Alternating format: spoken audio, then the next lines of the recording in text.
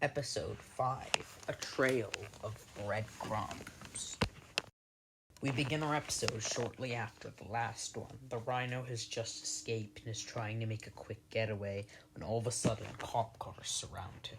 It's Captain Stacy and his men, and they manage to subdue the rhino before taking him in his cop car. The chemical wears off and Stacy says, Alexander O'Hearn, you're under arrest for your crimes as the rhino. We then transition to 1 week later. Peter is in the kitchen getting ready for work when he sees the TV and he drops whatever he was carrying. He sees the rhino is arrested by Captain Stacy and his men. Can't believe it.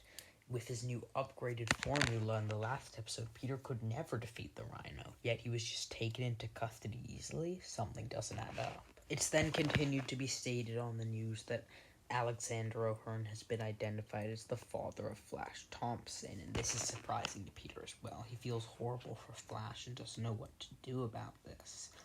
And now something bigger is going on. He's felt for months in the last 4 episodes that a bigger mystery is going on, a new big man of crime, but Peter hasn't been able to put the pieces together. Aunt May comes in to check on him, asking if he's alright. She heard a crash. Peter makes up an excuse, saying he just wasn't looking where he was going. It's nothing. He's fine. Peter doesn't want to worry May, because he knows that with everything she's doing at Feast, he can't let her be a burden. She will never be a burden to him. And Peter decides he's gonna have to get to the bottom of this one way or another. Peter then goes to school and goes in Professor Warren's lab, deciding to take his free period to do some investigating. Using the sample of the rhino's suit from the last episode, he finds out that it's a sort of mineral, a strange chemical only made in certain areas of the United States. Peter once again will spend the majority of this episode trying to investigate and discover clues, but he's still unable to find any direct sources linking the man behind this, but he's getting somewhere. Peter then gets his Spider-Man suit on and puts it on, and now we will see Spider-Man for a good 5 to 10 minutes crawling through air vents, interrogating criminals, trying to find out where this chemical was made, until he eventually finds the old lab that Kurt and Martha Connors were working at, which is now owned by Miles Warren. Peter spends the majority of this time trying to figure out who or what could have made this chemical, but he's unable to come up with anything as of yet. Peter finally finds a tool to scan the file, and suddenly he gets a call from Glenn. She tells Peter she's really worried about him. She hasn't seen him in ages, and it doesn't look like he's doing really well. He hasn't even showed up for school today. Peter desperately tries to make an excuse, saying that he was sick and didn't feel really well, and he then hangs up the call. However, he knows his relationship with Gwen is worsening by every minute. Eventually, the machine Peter was making loads, and it discovers that the chemical was created by a bunch of major corporations, led by one big one, Tricorp. And according to his investigation, Tricorp is run by a man known as Wilson Fisk. This is all speculation, but Peter thinks that it could all fit. His criminal background seems to line up precisely with after Tombstone's arrest and the Goblin's death. Fisk could be the one behind all this. Peter still isn't completely sure. So Peter takes out his phone and calls Captain Stacy on the blocked number.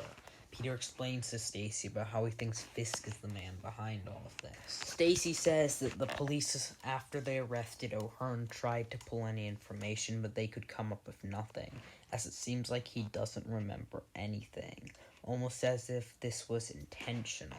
Spider-Man says that he has evidence, and Stacy tells him to meet him at the precinct soon and cuts the call. Peter then swings off, determined to get to the bottom of this mystery. Stacy and Spider-Man are at the top of the precinct and they discuss their situation. Stacy says getting Warren against Fisk will be tough, as he knows the Commissioner and Fisk are tight. Fisk is shown as a person with a lot of influence, and Stacy says they can't get a warrant yet, but Spider-Man, off the books, can go in and confront Fisk. Maybe do some breaking and entering. Maybe find something about Fisk that they don't. Tricorp is one of the largest corporations other than Oscorp. Spider-Man says he'll get right on it and swings away into the night. We cut to a scene with Peter and Aunt May in the kitchen. May is preparing dinner for the both of them, but she can tell that something's wrong. She asks Peter what is it. He can tell her. Peter isn't sure how to put it.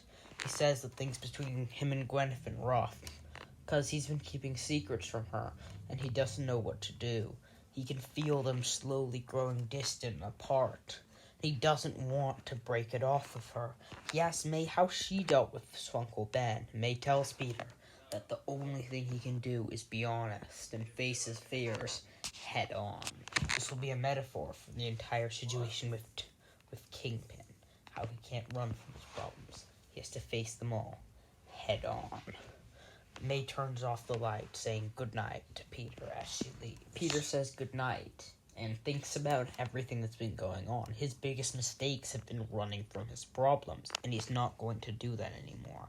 Starting tomorrow, Peter is going to face Kingpin head on, and maybe deal with Gwen and his problems head on. He slips his mask on and leaps into the night sky, swinging faster and faster until he finally gets to the Tricorp building, the penthouse where Wilson Fisk resides. He's had much drama with villains in these places. He has flashbacks to the Goblin in his final battle. This feels like this is it. This is sort of a mid-season finale for us, as we're finally meeting the man behind it, and Peter is going to face him. Wilson Fisk is in his office on the top floor, organizing some files and papers, when suddenly the window is open and Spider-Man jumps through. Fisk is silent, doesn't say anything, but feels like he has to speak first to assert his dominance, with the presence of the red and blue vigilante becoming quite clear to him. Fisk says that he's been expecting him, and Spider-Man says that it was about time that their paths crossed.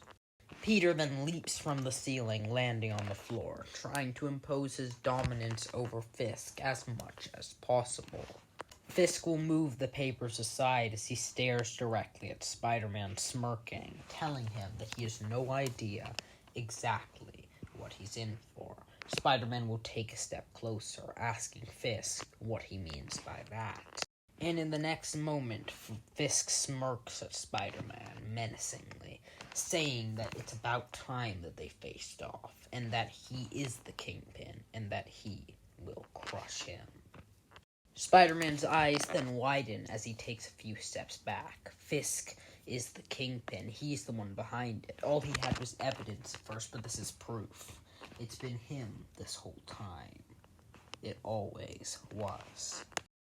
Peter tries to get himself to wake up, but this was just a bad dream. He can't believe that he's finally face-to-face with the man behind all the villains in the last 4 episodes, but Fisk smirked before turning his chair menacingly to face Peter, saying that he knew this battle was coming. He always did.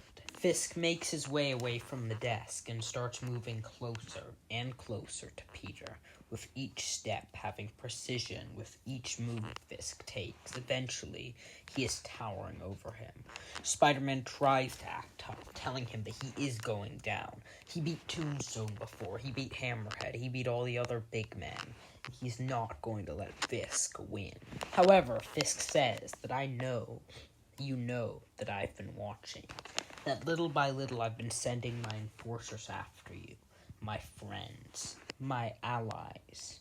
You may have defeated them all, but I needed to test your skills to see if it was true.